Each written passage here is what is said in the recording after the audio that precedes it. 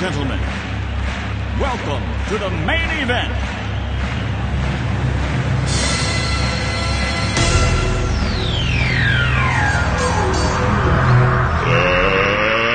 Let's get ready to rumble!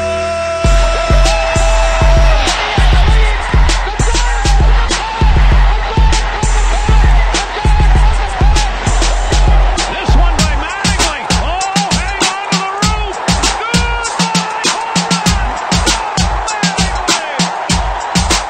Montana looking, throwing in the end zone. 5 seconds left in the game. Do you believe in miracles? Yes! Little roller up along first. Behind the man. It gets through Buckner. Here comes Knight, and the Mets win it.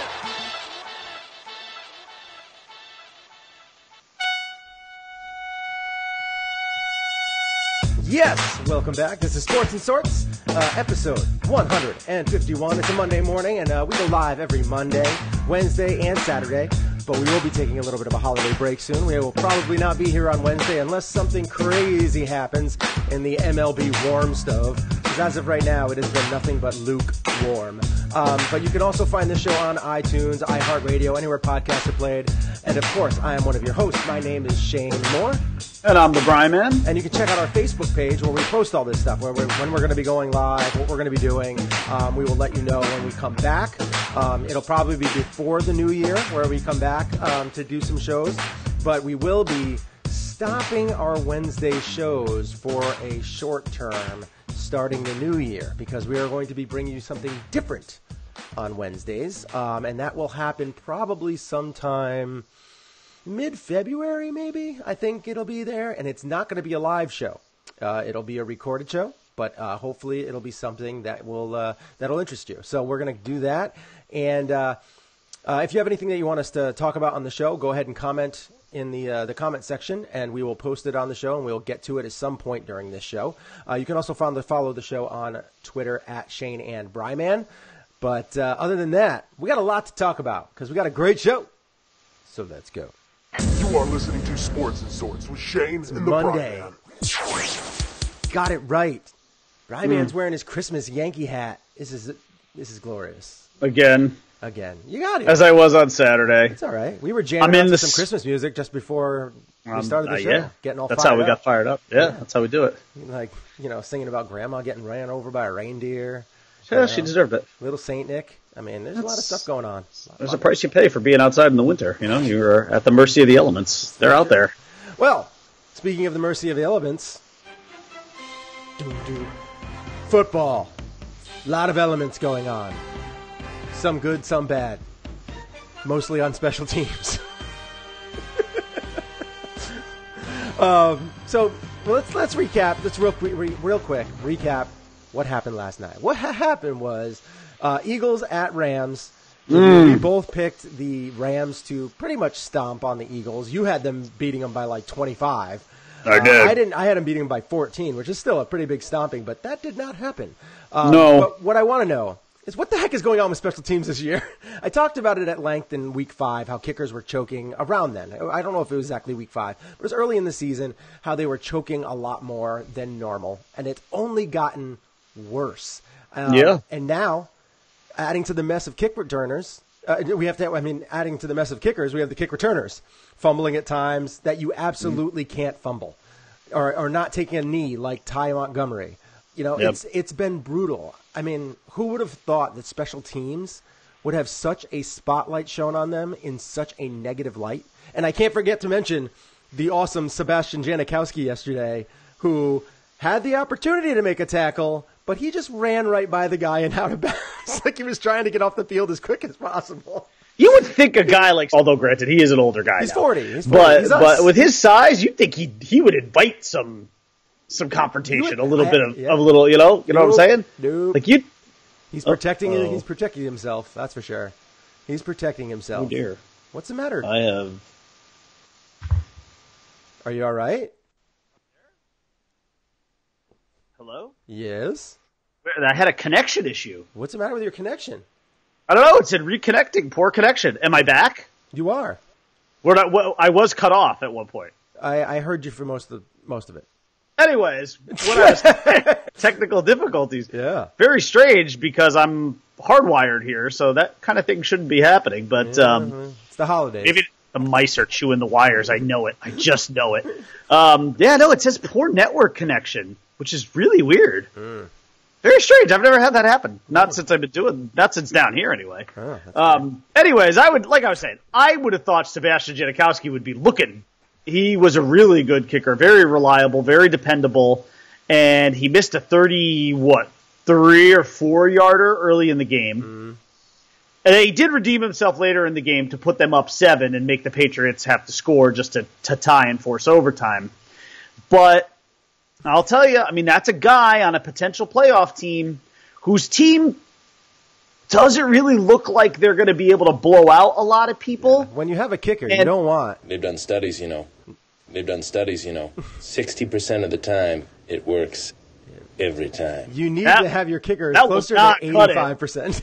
That will not cut it in the playoffs. So, look, there's going to be a lot of kickers in the playoffs that you can depend on, that you know of. Vinatieri comes to mind, but here's the thing with Vinatieri: even he has missed. He doesn't have the leg anymore for 50 plus. Actually, on like a 50+ yarder, I'm not really trusting him. Anything 40 or under, I trust Vinatieri on. But even 45.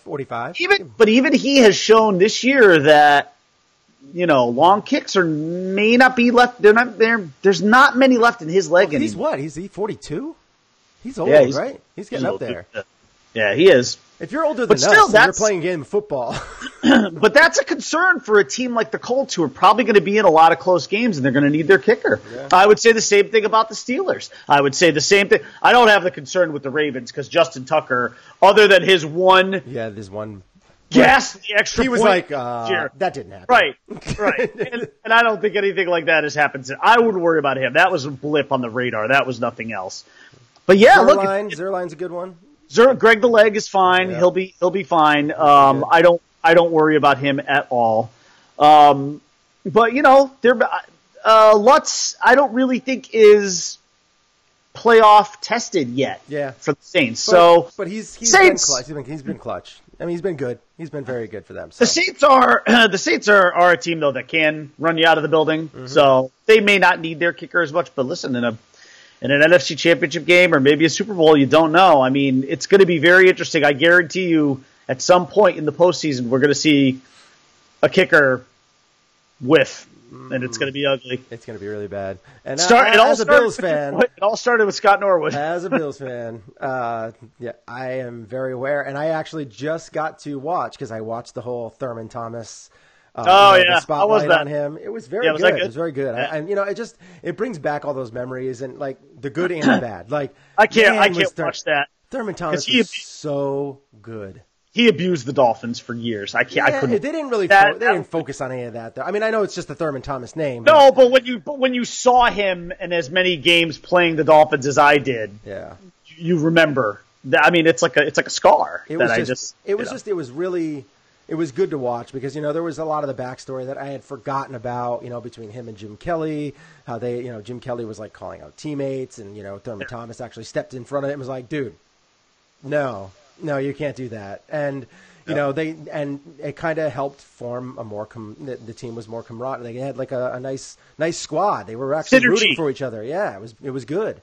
But so I really enjoyed watching it, but it also did bring back the memories of loss to loss to loss to loss, in the Super Bowl, and it just still stings. And, sure. It's just too bad because, you look at Thurman Thomas and you're like, man, he was so darn good. He was so good. Yes, he was. And ahead of his time, he would have been a monster in today's game. He was a monster back in those games. I mean, he was. Yeah, he was. But he would have been an even bigger monster now. Yeah, and I actually liked it because they had Barry Sanders in there too because they played college together for a year. And they had them talking, and they were saying, like, they basically kind of threw some shade at Emmitt Smith. They were kind of like, yeah, imagine if we had that offensive line. Yeah. And it's like, I mean, it's hard to throw shade at Emmitt Smith because I mean, the guy gained 17,000 yards. Yeah. Yes, did he have a great offensive line? Yeah, but you know what? You got to give the guy some credit. And I don't like Emmitt Smith, so Right. I understand like what they're saying. I mean, if Barry Sanders had ever had holes like that to run through, he wouldn't have even known what to do with them. He would still be running. He'd still be running from left to right anyway because he'd be like, I don't know what to do with that. But I'll tell you though, I occasionally still have a nightmare or two about Thurman Thomas, but listen, as far as kickers and special teams goes, look, that kind of stuff always gets exposed at some point. If you have a bad unit there, or if your kicker is off, it will rear its ugly head in the postseason. So, if you're a team with deep playoff aspirations, better hope your kicker is mentally right. Otherwise, you're going to be dealing with a Boswell. And man, oh man, that guy looked like damaged goods yesterday when he missed that first field goal. So I mean, we had all that, and obviously, it's not just happening like we're saying. It's not just happening to like bad teams, like like the 49ers or whatever. Like they're not getting another opportunity to score to get their fourth or fifth win of the season. This is happening to good teams. Like it was Ty Montgomery who was going to give Aaron Rodgers a shot to come back at the end, and this time it was to let an offense like the Rams, who really just started moving the ball well against a tired Eagles defense. So it just kind of stinks, and it's how poorly these good teams have been playing, on special teams, and then you have others. You have the other side of it where just in general how poor these good teams have been playing at the end of the year. Like the Saints get smacked around by the Cowboys. The Cowboys get totally beat down by the Colts. The Rams lose to the Eagles, who have no secondary, and we're playing a backup quarterback again. The Raiders beating the Steelers. The Chiefs losing in a big spotlight games throughout the season. How about my Bears though? Yeah, keep on rolling. They are. They're playing very well. Telling you right now, that's a dangerous team. Yeah, I still don't think they're going to get out of the second round. But I mean, maybe not out of the second round, but if they get to the second round, that's still a heck of an accomplishment for a team. It all depends too. Like it depends on who they play, because they could have a matchup issue depending on how. If they play a good defensive team, that could be trouble for. Well, they're definitely a home field team at this point. Are they a possible bye week team? Yeah, I think they are. I think they're close. They're close, right? Yeah. They're like one game behind, right? Yeah, because I think so. They'd be one game behind either the Saints or... Well, actually, they might have the same record as the Rams now. I think they're both... Aren't they both 11-4? Let me tell you right now. No, because, well, it says 10-4 here, but that doesn't make sense because there's only one more season. So, yeah, it must be 11-4 because they beat... They won that yesterday, so they're 11-4. It says 10-4. I don't know why. And the Rams are 11-4. Yeah, that can't be possible. All the bye weeks are long gone, so... Got to be 11. The Bears have to be 11-4, but I'll tell you, man, the Bears. That would be huge for them if they could somehow get the home game. Mm-hmm. I mean, even if it's just the second seed, that would be incredible. They are. Yeah, you're right. It does say 10-4. What the heck is with that? I don't know. I don't get it. How's that even? Because it's 16 and 17, the weeks left, right? Yeah. So I mean that makes sense, but because this was week 15, so yeah, 16. Oh, wait a minute. I'm sorry. Yeah, that's right. That is right. Okay, all right. So wow, math. But all right. So they're actually still a game out of. Yeah. They'd still need some help, but regardless, they're going to host a home game. Math. Almost certainly. They're good. Yeah. They're going to math. The eggnog last night. They're gonna host a home game. They are currently hosting a home game, and as it stands right now, they would. I think I play like the Vikings or something. Yeah, boy, that would be fun, huh? That's a rough game for them. That's a tough game. I mean, you're right. That's a tough game. So they might not even get out of the first round. But that's a fun game, though. It is a fun game. In the division, Smash Mouth. Oh, that'd be fun. Yeah, that would be. So you have all of that, and you have like, in addition to like the Patriots in December doing the unthinkable and losing 2 games in December. Like Dallas and Seattle would be the other game. I would not, regardless of where that game is played. Oh, yeah. I would not like Dallas's chance in that game. Yeah, it's going to be tough because I mean, regardless of location. Currently, it would be in Dallas, but you don't know because they just got shut out by the Colts, which is even if that game's in Dallas, you can't trust Dak. That's a problem. And if they can shut down Zeke, it's over. Like that's all it is. It's. I'm sorry, but that's it. Yeah, and now the good news is on the AFC side, not only are the Patriots in danger of not getting a bye week, which actually they would need significant help to get a bye week now. Mm-hmm. They're in danger of playing. Well, first, it still would be a home game right now. Mm-hmm. They'd be home hosting Pittsburgh, which I would love their chances in that game. Yeah. But even still, when was the last time the Patriots actually had to play 3 games to get to a Super Bowl? I don't know. I have no idea. I don't even remember. Yeah. If there are any Patriot fans who are listening, could you fill us in? Yeah, because I don't know. I honestly don't know the last time the Patriots had to play a home game. I mean, had to play 3 games to get to the Super Bowl. But I will tell you right now, there is one. Maybe their first one? Maybe their first one.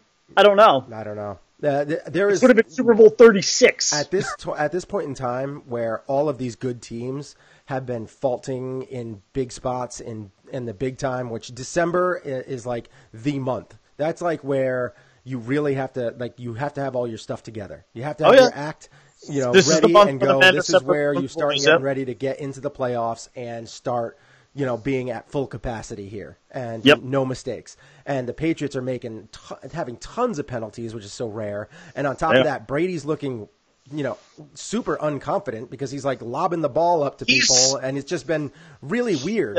And as of right now, there's only one team right now that I feel like who has like a real legit shot to make a serious run with, like, as far as all the teams that are out there, the Chiefs, the Rams, and all that stuff. But right now, there's the one team that I feel like has the most legit shot to get to the Super Bowl. Saints? The Chargers.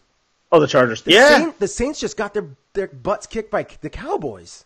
I mean, they got that butts kicked. Yeah, they did. They did. And the Chargers can keep up with the Saints, as far as scoring points. Listen, maybe, look, if you're a big Phillip Rivers fan and you're back and oh man. Yeah. If you are a Chargers fan and you're looking for Phillip Rivers to have for him to have that amazing moment, this is it. There has never been a better opportunity for Phillip Rivers than right now. And given the fact that the Chargers went into Kansas City and won that game, they've had kicking woes for years. But you know what though? But given the fact that they went into Kansas City, they won a big game on the road, a game that they were down by 2 scores and then had to come back. And then they did a 2-point conversion and then had the stones to go for 2 and pull it off. Yeah.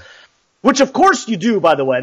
We didn't really talk at length about how smart of a call that was, but it was because on the road that's the call you make. It's in basket. It's like just like in basketball. Like when you're on the road, you go for the win. Yeah, just go for the win. Yeah. Right. And I actually would not have killed Lynn. Yeah, I wouldn't have killed him for if they hadn't made it. Right. I thought that was 100% the right call. It wasn't. Again, if it was Andy Reid making the call, I would have said, no, that's dumb. You play for the tie at home and go get it in overtime. They were saying last night they were thinking that Sean McVay was going to go for it. I was like, I don't. I mean, they don't really have it. Like, did you hear last night when the Eagles were making plays that there were people cheering pretty loudly? And now the Eagles are the Eagles. The Eagles are somewhat. I think they need a lot of help. They need not a lot. Yeah, a little. I mean, they definitely need help. They absolutely have to win out, and then they need Minnesota to basically screw the pooch, I guess. Yeah, which is possible because I mean I don't know what's going on with that team, but they should be a lot better than they are, and they have not been playing well. They have a good defense. They have great offensive weapons. Dalvin Cook actually showed up yesterday. They're the 7th seed, though. I mean, they're there. They're in the conversation as the 7th seed, but it's going to require some. Yeah, it's going to require some work. Yeah. I mean, they're the Texans next week. So they're home for the Texans, and then they're at the Redskins. They should beat the Redskins. Yeah, they should win that game. But that'll make them what, 8-8? That would make them 8-8, and then Minnesota. They have to. Minnesota has left. They're at the Lions and home for the Bears. They should beat the Lions. I mean, look. If you're the Vikings, you got to win both those games. You got to win both those games. That's really what it comes down to. They win and they're in. So, But the Bears. I mean, the Bears. The other thing about the Bears too is that they're going to be resting players.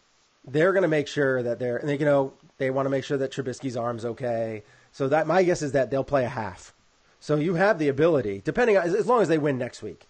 if they win next week, and who are they playing next week? They're playing. The Bears are playing. Who are they playing next week? I don't even see it. I don't even see it on the schedule next week. I'll get it for you. Thanks. Next week, the Bears are at the 49ers. Oh, 49ers. Yeah, they should destroy them. You know, Should. they should. I mean, but it's been weird this year. It's been really weird. So Sure. I don't know. This is one of those times that the Bears. I mean, you got to beat these teams that you should beat. Like there shouldn't be even a question. That's what this time of year is for. Yeah. To separate. You know, it's the cream of the crop. That's what you need to get. And the Patriots are showing. As I picked them early in the season, and this is the thing, is that yes, I got the pick wrong because I said, you know, it just didn't make any sense to me. I think, you know, with the past, how the Steelers have just gotten stomped by them, outcoached, outplayed, everything over the last several years. It's not even a rivalry because that's how many times the Patriots just stomp on their throats. Well, the Patriots had another opportunity to rip their heart out again. But they didn't. Yeah. They didn't because this Patriots team is just not the same Patriots team anymore. You know, and they looked mortal. I said that at the beginning of this year. I said you are going to start seeing their decline, and I predicted them to go 10-6 at the beginning of the year. I adjusted that to 11-5 when they got Josh Gordon. But you know what? I don't think they've used Josh Gordon the way that he should be used. And I don't know if that's a McDaniels thing or a Belichick thing or just however they're doing it. I think it's an adjustment thing. The Patriots have a kind of a complex offense, and I think it's just going to take Josh Gordon. Picked it up, and he's been open, but he's missed some more balls than he usually has. I mean, Brady's probably like Rodgers in a lot of ways. There's trust issues, you know? I mean, you have to build a rapport with a guy. I mean, every other – I watched that game. I pretty much watched that game in its entirety yesterday, and – all day long, he's looking for Edelman. I can't say I blame him because Edelman's like always open. But, I will say, but it's either like Edelman or Hogan. Edelman or Hogan. By the way, another great job by the Dolphins. Chris Hogan, great job there still on that one. Josh Gordon does have their most reception yards though. He has not played a full season. Well, that's because his average reception though is like 18 yards or something. But he hasn't played a full season with them either. Yeah, so that's crazy. Yeah. You'd think that Gronk or somebody would have like more yards, but no. The Steelers did a good job of shutting Gronk down yesterday. Mm-hmm. I'll tell you, the Patriots do look a little bit more mortal, but I will be the first to tell you that I'm also not falling into that trap either. I know better than that. We should all know better than that. Because I'll tell you what, maybe the Patriots have to play a home game in the first round of the playoffs, and they'll trounce the Steelers, and then the fear starts again because then you're thinking, oh, Patriots are back. I don't think so. And I'm not going to pick against them. I'll tell you what, I hope I'm right. I really hope I'm right. Because when we start to make our postseason picks week by week, I'm going to keep picking the Patriots until they're gone. So, you know, unless the Super Bowl plays out, the Super Bowl that I predicted, which was Rams-Patriots, which ain't looking so great anymore. Yeah. But unless that Super Bowl plays out, I'll pick the Rams then because I'll stick to my preseason pick. But there's no way I'm not picking the Patriots every week in the playoffs until I see them get eliminated. Then I will not obviously pick them. I won't because I just don't think they have the firepower anymore. And I had kind of but said their defense is weaker. You'll pick them in that first week. If they're playing the Steelers at home, you'll pick them. I know you will. If they're playing the Steelers at home, yeah, I would pick them. And you'd have to. You'd kind of be dumb not to. Yeah, but I don't think it's going to be as much of a blowout as there used to be. Like it would always be. They would just beat them. It would just beat them. I would agree. Outcoach them, outclass. I'd agree with that. No penalties, no nothing. But now it's not like that anymore.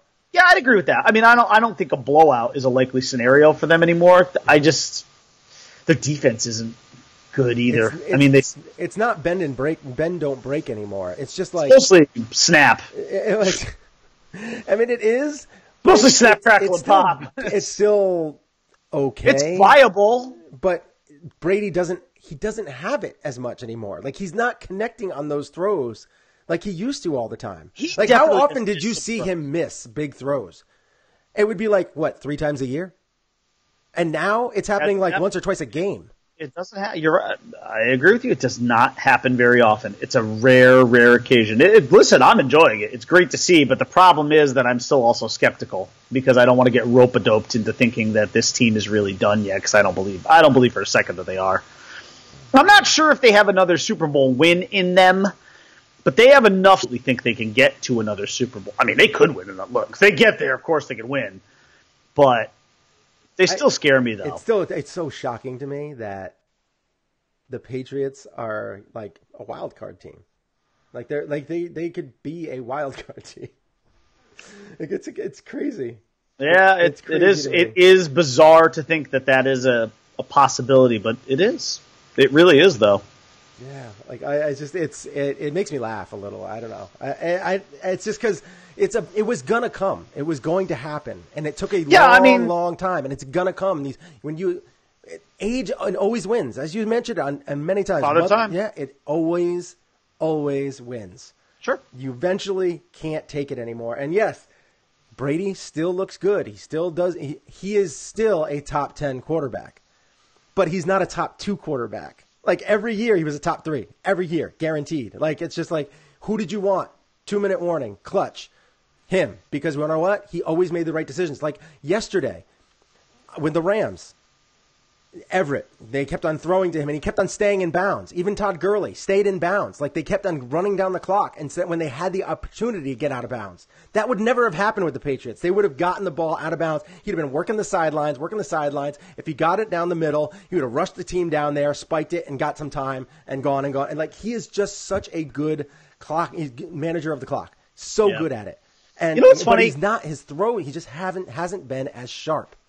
I was looking at a thing on Facebook yesterday, and it was one of those things that said 2 minutes left, quarterback, and it had like a bunch of guys on there, and it's like, who do you take? And my first instinct was like, okay, well, I'm taking Aaron Rodgers. But then, you know what? I'm looking at all these pictures, and I'm like, well, you know what? You know who I might actually take in that scenario? I might take Russell Wilson.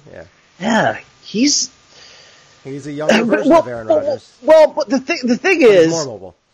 But to me, that's actually, I think, because he is really, really hard to sack. Yeah. He's got great presence in the pocket. He senses the rush. He knows when the line is breaking down. He really is exactly what you want a quarterback to be. He's still dangerous enough with his legs to keep you honest. But he absolutely does not need that because he's a really accurate passer. He's very clutch. He should have 2 Super Bowls. We both know that. Mm-hmm. It's not, and I know he threw that pick in the end zone to the Patriots, but to me that loss will never be on him. Yeah. That will always be on Pete Carroll. But I'll tell you, man, in a big spot, big game like right now, I might go with Danger Russ Wilson. The only issue with Russell Wilson is the same thing that falls with Drew Brees. Is he short?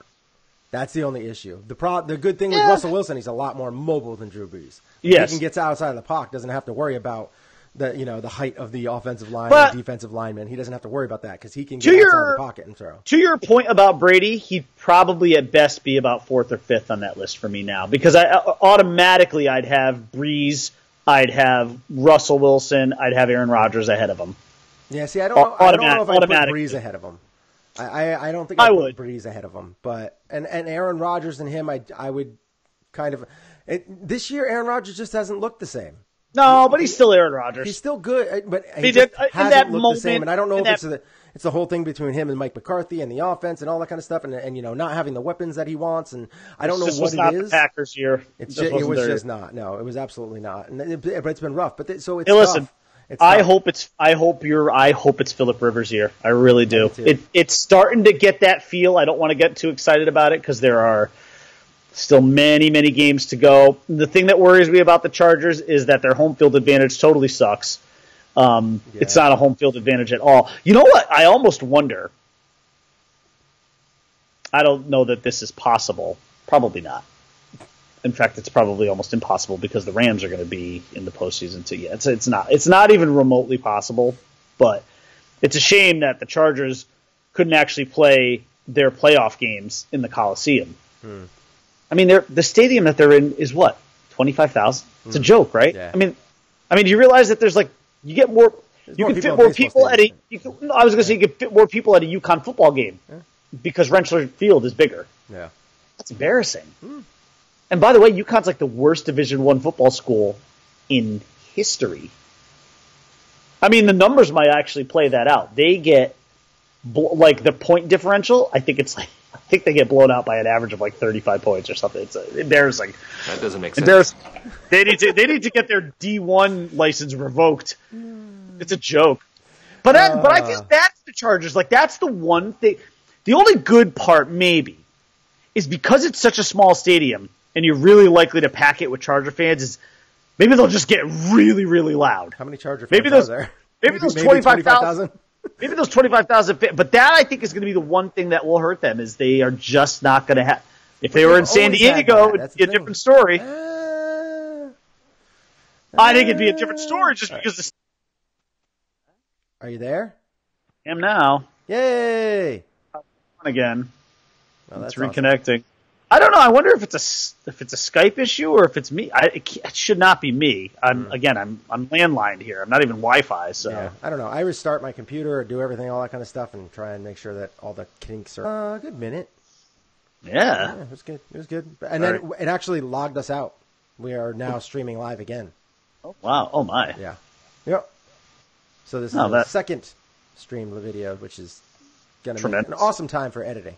But anyway, Monday Night Football, we got to get into this quick. They kind of need to limit Cam Newton to about 30 passes, dominate the clock. But even though in the last 10 appearances these two teams have split, they're at 5-5. I just don't see the Panthers being able to keep up with the Saints in this game. You know, I love McCaffrey. I think he's going to have probably a pretty good game. But Kamara is a little bit better than McCaffrey, so I feel like the Panthers' defense just isn't quite as good as they have been. So I just see the Saints winning this one, probably with a score of, I think I had it at 20. I think I had 28-21, 20, something like that. I think it's what I put down. I had written it down somewhere, but it's no longer to be found. So, yeah, I'll say 28-21.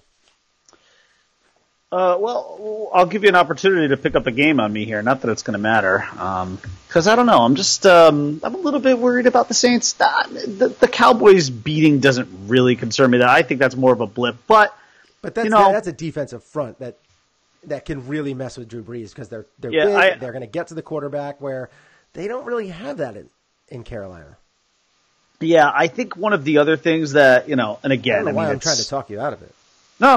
You shouldn't. I mean, it doesn't. It's not going to matter anyway. I think I've got that thing wrapped up. But we don't have enough games left to pick. Hey, the last 2 weeks, I could just go up and throw up every single game and catch up. Yeah. The problem it's close though. I'm only like 18% away. I've picked 18%. I've picked 55% games are correct, which is actually not bad. I don't know if 73%. I don't know. Okay, I don't know if the Panthers are mathematically eliminated yet from the playoffs. I mean, they have so many hurdles and hills to climb. So I'm not really sure why I'm picking them. I guess it's just a gut thing. I kind of have a feeling like maybe their defense might. Hunt. I mean, I have a feeling their defense might show up a little bit tonight, and maybe kind of sort of keep the Saints at bay a little bit. Mm-hmm. But they're not. I mean, the Panthers are not a good team. They started off good this year, and then they just tanked. Mm-hmm. But I don't know. I kind of just one of those weird end of the year kind of strange head scratching losses. And I'm sure the Rams will love it too if the Saints lose, because then they're still back in play for that 1 seed. But and I'm also sure Chicago would like it too, because it's bringing New Orleans in and the Rams closer to them, back to the pack. It is not completely absurd that the Bears could end up with the 1 seed if they win out and get a little bit of help here. So, but yeah, I don't know. It's just one of those gut games. I just kind of like the Panthers. I think McCaffrey's going to go bonkers tonight. I mean, like absolutely nuts. Like if you got him in fantasy, I think you should be excited. I could see this being like one of those three touchdown games where he catches 2 of them, runs one in from like 16 yards, and just has a crazy night, like a 40-point fantasy night. He doesn't, Cam Newton doesn't typically play well, like consistently in big games. Of course not. I don't even know that this qualifies as a big game for him, because it's a primetime game. Yeah, it's a primetime game, he doesn't always play well in those. But again, let's be honest. Like the Panthers absolutely do not control their own destiny. So they have to win. They have to win out. Of course they have to win out, but they still don't control their own destiny. So I don't know. Like this to me, I can see Cam Newton going into this thinking, that's not a big game. People expect us to lose anyway. If we win, great. Then everyone will say how clutch we are and, oh, look, we're really making a last stand here to try and get into the playoffs. Mm-hmm. But otherwise, they're really not that good of a team. So I don't know. I mean, yes, there's pressure in every game, right? But I don't know. I just don't see this as a game where Cam's going to look at it and say, oh man, all eyes are on me. And I don't think Cam thinks like that anyway. That guy loves himself too much to. Dude vomits every time before a game. Does he still do that? I think so. Oh God. I can smell his breath. Ugh. Oh, puke breath is the worst. So he's got to play the Falcons and he's got to play the Saints again. No, do they really? Twice, yeah. Nice job by the NFL scheduling committee there. He's got to play the Saints. So the Saints versus Panthers, then Falcons at Panthers, and then Panthers at Saints. It's practically a home and home. All right. Anyways, I'll give you my final score. By the way, in the next game, though, I would absolutely pick the Saints to just rout them. Oh, so yeah, in the next and who knows? Game, the Saints will probably rout them tonight. The last game of the season, I expect the Saints to lose because I feel like they're going to have to like they can bench some of their players. No, maybe. They could. Yeah. I mean, it depends on how badly they want that 1 seed because they may have to be fighting for it, especially if they. That's what I mean. Especially if they do lose this game tonight, which again, so I'm going to go with that. All right. Am I confident in that? Hell no. But it's just a gut feeling. Maybe it's me trying to throw you a bone. I don't know. But I'm going to go with. I got a low scoring affair here too because I think that's about the only way that maybe the Panthers could win. Yeah. So I'm going to go with 24-20. All 3 of those touchdowns to Christian McCaffrey. And a Graham Gano field goal. Graham Gano. Is he still their kicker? Yeah, I think so. That's impressive. Yeah, I'm pretty certain. So, going with the Panthers, huh? Yeah, why not? All right. Why not? Let's touch on. We can head on over to baseball. Play ball. That's enough football. We've spent way too much time on football. Talking about kickers. Yeah. We're talking baseball. We should get that clip in there. Yeah, maybe. I don't know about that. We'll maybe so not. we got some MLB warm stove, lukewarm, kind of cool stove meetings. Yeah. So those are done. The winter meetings are over. Yeah. It wasn't very exciting. Which this is a problem. Something I want to talk to you about on another show when we have more time. Is the MLB? They are doing themselves a disservice, and I feel like they are slowly just losing. They are going to be soon enough. They are going to be the 3rd most talked about sport because as of right now. Behind basketball? Yes, and it's getting close. I mean, as of right now, the revenue for basketball and baseball isn't that far off. It's not that far off. NFL is still talked about so much throughout the year. People chomp and wait to get to it at the beginning in the preseason. They're talking about it ahead of time. They're getting ready for their football drafts and all that kind of stuff. Yeah. The draft is such a huge deal. And baseball, like this is one of those times of years. And granted, I don't think that player like GMs and stuff like that should be like forcing the issue, and I don't think that teams should be forcing the issue. But on the other side of things, they need to start making some noise in the off season. Like this is the time of year that, and there's such big names that are out there. You need to start making some noise. And then with the MLB writers, getting it wrong half the time, like he's going to be going here, he's going to be going here. This was going to. Oh wait, no, that guy wasn't in this deal, and he's going over there. Like everything's just been. It's making me very nervous, and the fact that you have this old school guard of baseball fans that don't want these celebrations to happen and all that kind of stuff. Like it drives me crazy because the one thing that you want is you want people to enjoy and have fun with the game, and kids will like it if it looks like the players on TV are having fun. And if you're doing that, that's a lot.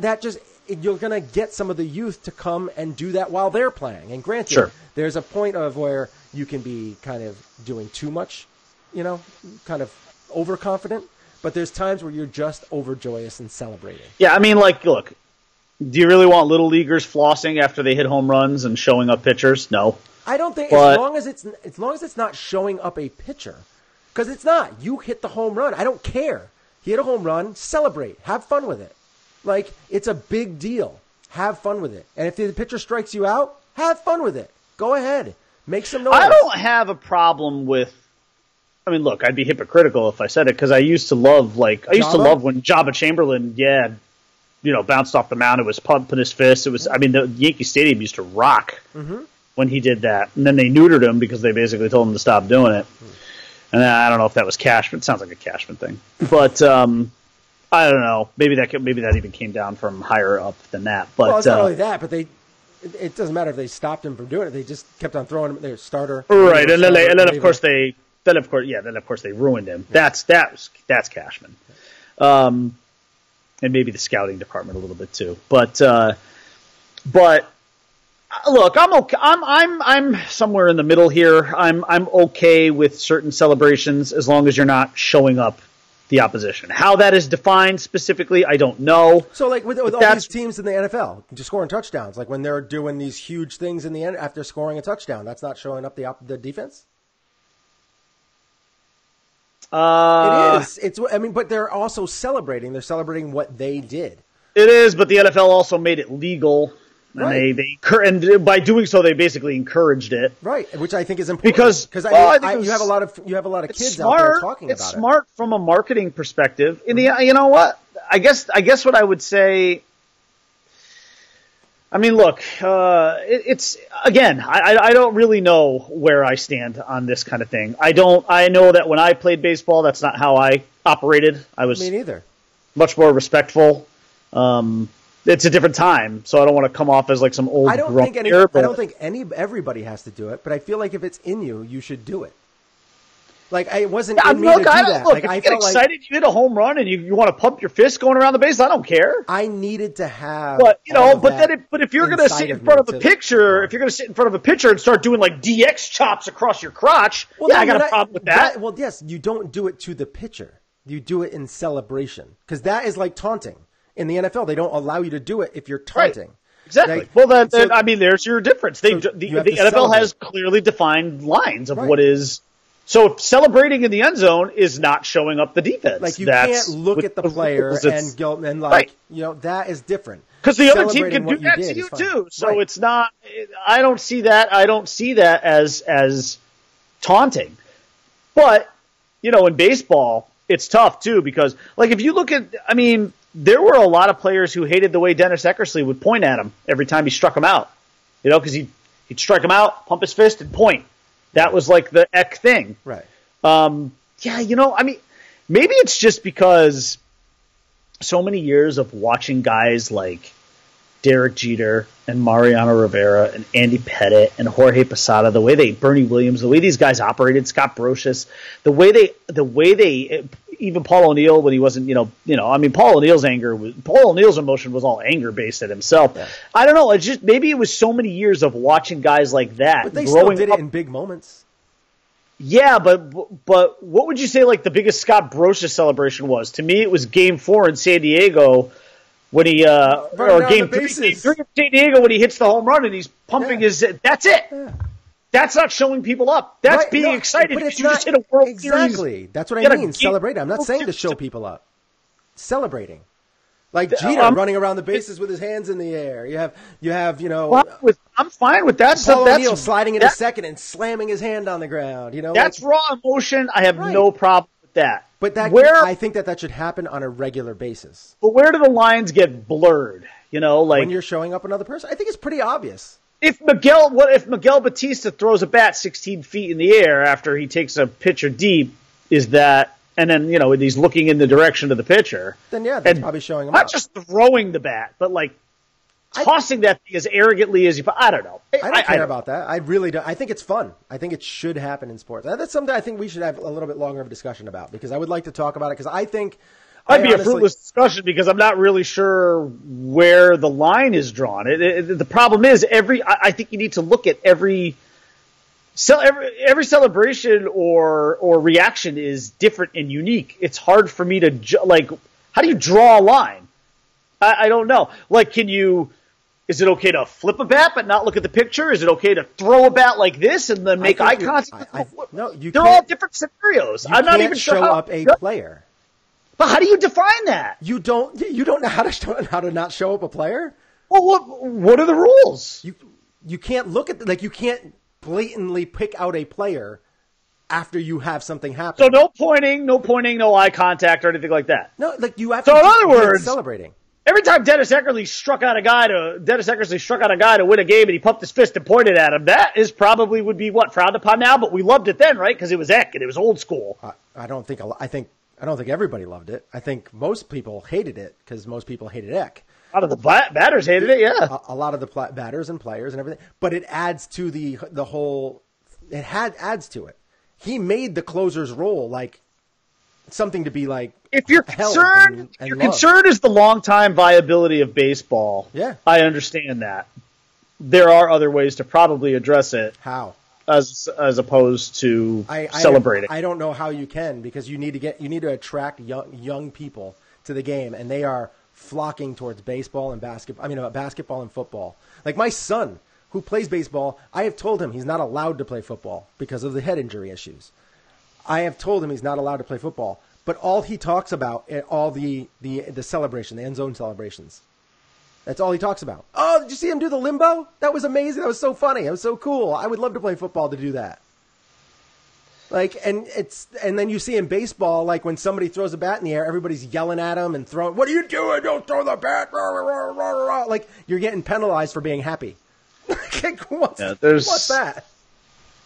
I just think there are ways to celebrate, and I don't know how you necessarily define them. I guess that's all I could say. I wasn't really prepared for this conversation. I'd really have to think more about it. Yeah. But maybe there's not ways to celebrate. Maybe it's just. But you're talking to somebody who's very different. I am admittedly very old school in certain areas. I just, I don't know. There's a certain reverence I have for the game of baseball. But you're also old school. But you also think that the Yankees shouldn't have to shave their faces. It's stupid. Just but that, to me, that's not old school. That's not old school. That's just for them. That's just a grooming. That's just a grooming thing. It's about being presentable as like you're a business. This is your place of business, and that's what he said. That's not necessarily an old school thing. That's a professional line of thinking. Not anymore. That's operating like corporate America. Not anymore. Kind of. Corporate America has gone all business casual. Not all of it. Like 80%. Like you have insurance salesmen, stockbroker, all this kind of stuff that used to always dress in suits. That's why Men's Warehouse and Joseph A. Bank, they're all like failing. But the facial hair thing to me is just that to me is less old school and just more about presentation of your how this is how we are the Yankees. And now here's the other thing though. The Yankees and their owners, if you work for the Yankees and they tell you that you need to shave your face, well, then you do it. Right. If the company that I worked for said you cannot go around looking like this, even though you're a work from home employee, and they said you need to shave that thing, bye. Yeah. Bye. It's gone. I'm not messing with my career because of facial hair. Right. So if the Yankees tell me you need to shave your beard, I'm going to shave it. Do I think they should lighten up on that? Yeah. Because who cares? I mean, who cares? But to me, that's a different discussion than like celebrations. It's both similar though. They're both old school ways of thinking. I don't know that it's old. I don't know that that's old school. I think that's just you are representing the New York Yankees, and as the owners, we want you to represent yourself in a certain way. The Yankees are the only club that does that now. Like, yeah, they are still the only team. And all these businesses don't really do that anymore. It's all like business casual. For the most part. Yeah. For the most part, that is true. It's an old school way of thinking. It's just that. But that's your employer, and you're going to do what they tell you to do. Exactly. You have to do what he's thinking. It's just I don't think it's right by the employer.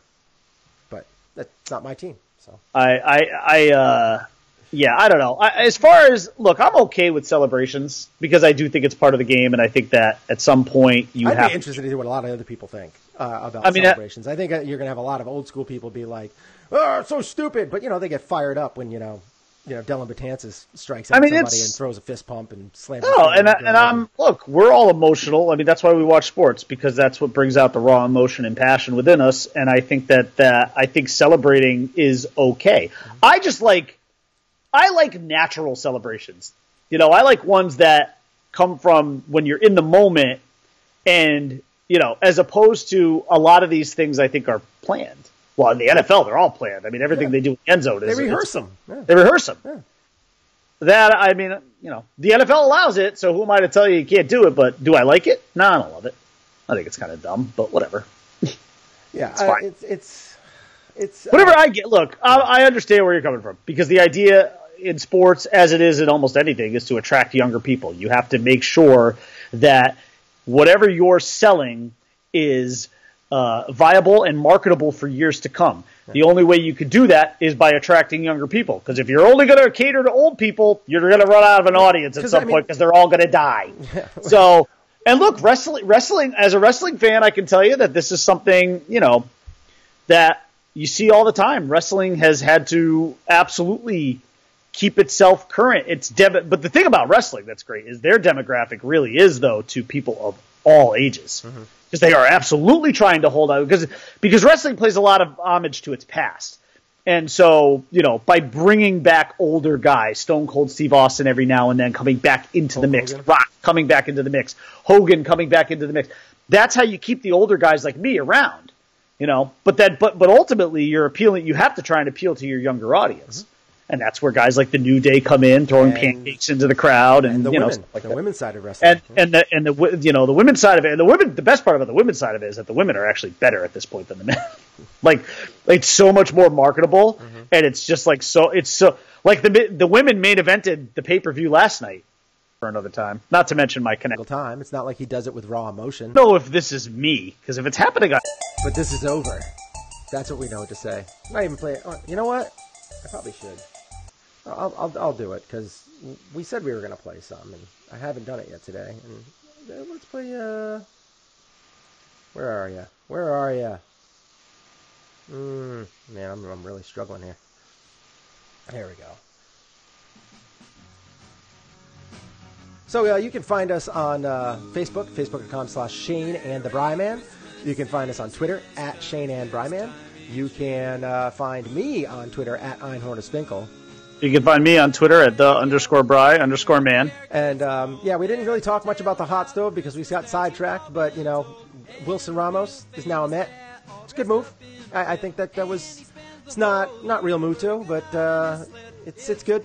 It's a good move. He's not one of the best defensive catchers, but he's a good offensive catcher. So I would say he's a top 10 catcher. I think, and the Mets clearly realized they were out of I think the asking price for JT Realmuto just got too high for them. Yeah. But I got to give credit to Brody Van Wagenen, because I roasted that guy at the beginning. We both did. I didn't really. Well, I didn't roast him so much as roasted the Mets. Yeah, it was an unknown for making that higher. Yeah. But you know what? If you're a Mets fan and you don't like what that guy's done, you're an idiot. Because he has made the Mets so relevant this offseason. I know Matty P. Matty P's a big Mets fan. I think he's been pretty happy. And I hope Matty P is happy with what they're seeing there, because the Mets are active. They're being talked about. They're making moves that I believe put them in a position to if all things break right, puts them in a position to possibly be in the wild card discussion. Yeah, absolutely. They are knocking on the door. And with that pitching staff, as long as they don't go and still trade Noah Syndergaard or something like that, that pitching staff is, even if they do, they still have a good staff, but. Yeah, I wouldn't trade him, though. I mean, my God, you've got a great 1-2 punch with him, with those two guys, with DeGrom and Syndergaard. You got to keep those guys together. Yeah. Yeah, he's 26 years old still. Yeah, they have a good team, and now they have a catcher that can hit. So that's another bat. You have Conforto, you have Cespedes, you have Ramos, and then what was the guys who did they sign? What was the guy that they signed this year in the offseason? Another decent name. Who did they sign? Didn't they sign somebody? What was the other guy that they signed? Other than the Cano-Diaz trade, Ramos. Cano and Diaz trade, and Ramos, yeah. So, those are their big moves. Yeah, that's another big bat. So now they have like three legit offensive weapons. And then if Conforto can come back, that's 4. Yeah, you have a stacked line, and you have a pretty good lineup, especially in the NL East. That's something that you can go to war with every week, every day. So it'll be interesting to see how that plays out. All right. So good song. And we will let you know when we are going live again. Keep an eye out on our Facebook page, facebook.com/ShaneandTheBryman. You can also go to our website, which is www.sportsandsorts.libsyn.com, and you can go there where you can find all our social media. You can find our iTunes. You can go to, I think, iHeartRadio. You can go to Facebook page, Twitter. You can check us out on YouTube. All of our social media is on there, and we try to go live 3 times a week, but we're going to be switching that up starting the new year. We are not going to be going live on Wednesdays after the new year for the short term, and then after that, it's not going to be live, but we still will be bringing you some shows. Maybe something along the lines of what we were just talking about. If you happen to catch any of it when it wasn't breaking up. Yeah, we had to resume like a bunch of times. It's crazy. Yeah, I don't know what's going on. That's a first. I need to check the wire. I need to check my wires now and make sure that there's, They're still there? You don't have like some little rodent down there? A mouse? Yeah, I mean, there should not be any mice in my basement. There's cats down there. One of your creepy Santas? Well, that's possible. That's more likely. That's more likely than a mouse in the unfinished area of the basement where the cats roam. I mean, you really have to be dumb. I mean, I know mice are dumb. They go into traps because they smell peanut butter, but, I mean, to be in a basement where there's cats? I mean, come on. This ain't going to end well for you, guy. Yeah, no. And you have, how many cats do you have? 5. Yeah. That's a lot of cats. It's a lot of cats. How many dogs do you have? 2? Yeah. 2 dogs, animals, 5 cats. Oh, no, there's more than that. 2 rabbits. You have rabbits? Yeah, 2 of them, yeah. Oh, are they upstairs? Yeah, Princess Buttercup and Bun Bun, yeah. And the bearded dragon, Toothless, yeah. Wow. Yeah. Some fish, bunch of fish. Good Lord. Girls not in my room. The girls have fish tanks in their rooms. Caitlin's got a big fish tank. She's got catfish, like 3 pretty big sized catfish in there, yeah. Really? She gonna go fishing with them with her fist? Get down there. Yeah. Just pull them out. Yeah. Biting its head off right there. Yeah. Probably. Sounds a little intense. Yeah, we love our pets, man. I don't know what to say. Yeah, lots of wild kingdom. It's like a zoo. Forget it. Forget that. I'm not going to take the kids to the zoo anymore. I'm just going to bring them. Yeah, just bring them here. Just bring them up here. Like, we have separate petting areas. You got to get a monkey. And be straight. A monkey. Any more animals. I just need some of these cats to drop off so we can. Well, how about get a coyote? That's in the dog family, right? So they're dogs. I mean, they'll kill everything else in the house, but including us. But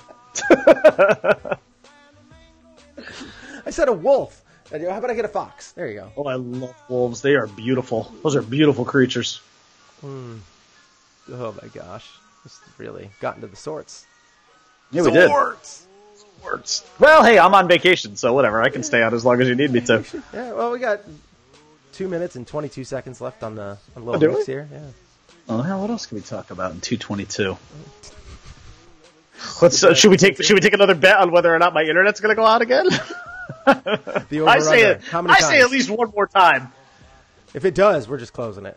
We're just closing up shop. Yeah, shutting it down. Yeah, we're just shutting that.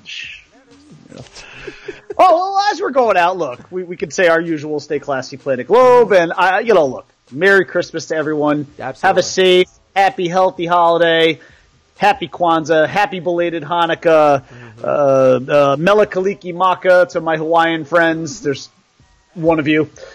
Have a great holiday. Yeah, enjoy it. Absolutely. Have a great holiday. Enjoy your time with your family and friends. We should be back here before the new year. Do stupid stuff. Don't drink and drive, but, do stupid stuff, but not behind the wheel. Not behind the wheel. Right. But if you want to get drunk in the company of your, family, knock yourself out. Mm-hmm. I mean, literally knock yourself out. Just don't give yourself a concussion. We don't want that around the holidays. We don't want emergency room. Yeah, you don't want doctors. Emergency room visits are that's like $500 out of pocket. You don't want that. Mm-hmm. I mean, you don't want that. It's a lot of money. Nobody got time for that. No, nobody wants to You open got up it. their HSA. Yeah, right. Take all the money out of that HSA. I got to put it's more gone. money into that. And it's empty. Well, we had a few people watching. Nobody commented today. It was a quiet audience. Quiet. Christmas blues? What's going on? I don't know. I'm excited for the holidays. I mean, we will be back before the new year. So we'll be able to say we will. Yeah, we should be. Yeah, we'll be back before the new year. We'll have probably one more show before the new year. Okay. And to be able to we'll have to because we'll have to divulge how our Christmases went. Yeah, absolutely. You know how generous and kind Santa was this year. Yes, I'm looking forward to that. I'm looking forward to giving some gifts to some people, and I even got you something very small, very small. I came across. Stop it. I came across something I saw at a store, and I was like, "Oh, I have to get this for him. This is amazing." I can't believe I ran into this. So we could do like a little exchange next time we see each other. Sure. We should do it that way. Very cheap. I was like, this. Well, it'll be an incentive for us to get together. He needs to have. Well, yeah, we gotta catch a movie. Yes, that's right. Over the holidays. That's right. Yes. While in between when you're off, while you're I'm off. Yeah. So we'll figure out a time to get together and go to the theater. I have to see Aquaman at some point in time. I don't know if I'm gonna be able to see him this weekend because I'm sure tickets are sparse. But I think Timmy, Tim, and I are planning on meeting like at least 2 or 3 times while I'm off to go see movies. So you should probably join us for one of those. I know we want to see because I still haven't seen Creed. Yeah, I saw Creed. Yeah, Creed we want to see The Mule and I want to see Vice. The Mule looks good. Vice, I definitely want to see. I could wait to see The Mule, even if I didn't see it. I like Clint Eastwood and it looks like a good movie, but it's not something that I need to see in the theater. It's not one of those movies. Again, I want to use my Cinemia thing, so especially I really want to see Vice in the theater. Yes, Vice looks great. Yeah. Vice looks just so great. I'm so excited about it. I know like a lot of people are like really excited about Bale playing Cheney. Mm-hmm. I'm actually more excited for Sam Rockwell playing Bush because he looks so great. It looks so great. I look forward to that. I also look forward to seeing Holmes and Watson. Holmes and Watson. That's around the holidays too. So there's a lot of. I actually want to see the Into the Spider-Verse movie too. That looks good. That got some pretty rave reviews. Yeah. So yeah, it did. So I'm looking forward to seeing going to the movies over the holidays. So I'm sure I'll probably go over the next couple weeks. Probably hit up at least 2 or 3 movies. I gotta get out there, especially Aquaman. I gotta go see that. Hopefully this weekend. I really hope I can get there, but it's gonna be tough. This weekend's gonna be impossible. If I see it, it's gonna be on Thursday because Friday, Saturday, Sunday I'm going skiing. So Aquaman, by the way, in case you want any early, Rotten Tomato scores, Aquaman is sitting at 71%. That's pretty strong. But it's lower than I thought it would be. I actually really thought it would be higher, but I guess, look, DC's going to have its detractors no matter what. Bumblebee, though, which I'm really excited about, sitting at 98%. Really? Strong, yes. Strong, and that's after, how many reviews is that? So that's 45 top critic reviews. Wow. Or top critics 6, all critics 45. But that's sitting on... it looks like a lot of the good comments are centered around John Cena too, which is interesting. He's good. He was great. Barry Poppins returns, which I have really no interest in seeing. That's sitting at 77%. He was good in Blockers. John Cena's good, man. Oh no, he is good. Yeah, no, he's good. He will. He's better than The Rock. Dare I say? They're very different kind of actors. Cena has some really fun comedic timing. He does. They're different. Like I don't know. Like I actually see. I think they're different actors. Like I see Cena, oddly enough, given their personality types, I see Cena more on the comedy side, and I see The Rock really on the action side. Now The Rock mixes in comedy because of his personality and everything like that. Yeah, no, absolutely. But to me, like, I still see more of The Rock as like an action star, whereas I really see Cena as almost more one-sided to comedy. Mm-hmm. Even though his body type and build makes you think, oh, he could be the next action star. Mm-hmm. No, I don't think so. I think he's more comedy. He is a really funny guy. Says he wants to be Captain America. Yeah, I mean, Who doesn't, right? Yeah. I mean, he's actually older than Chris Evans, though, isn't he? Yeah, but he isn't, because Chris Evans doesn't want to play the part anymore. No, I know he doesn't, which is sad. Yeah, he's just. So Manny Machado's meeting with the White Sox today, huh? Yes, he is. Yeah, yay. Good luck with that. Go He's still not beer with your brother-in-law. If that's what you want, I mean, because I guarantee you they're gonna throw a ton of money his way. Mm-hmm. But whatever. If that's where he wants to go, if he wants to chase the money, I can't blame him. Yay. You get one big shot at free agency. I wouldn't blame him though. If they do land him, I bet you they go to the playoffs within the next 2 to 3 years. I don't think they're gonna ever be like a World Series favorite. But I still think they're a few years off, but we'll see. Are people still listening, by the way? I don't know. Are we still live? Yeah. Yeah. You only did your Goodbye Planet Globe about 12 minutes ago. It's true. It was a solid 4 minutes ago on that. Yeah, still a couple of people tuned in. What's your deal? He must be bored. All right. We'll leave in 20 seconds to make it an even 15 on this live one. See if we can make it actual 15 minutes without it clicking out. Stay classy, Planet Globe, and Merry Christmas. 2 of them? Yeah, maybe the other one didn't get in though. So yeah, who knows? Yeah, peace out. See you. Who knows? Just keep an eye on Facebook.com/Shane and the Brian. Bye.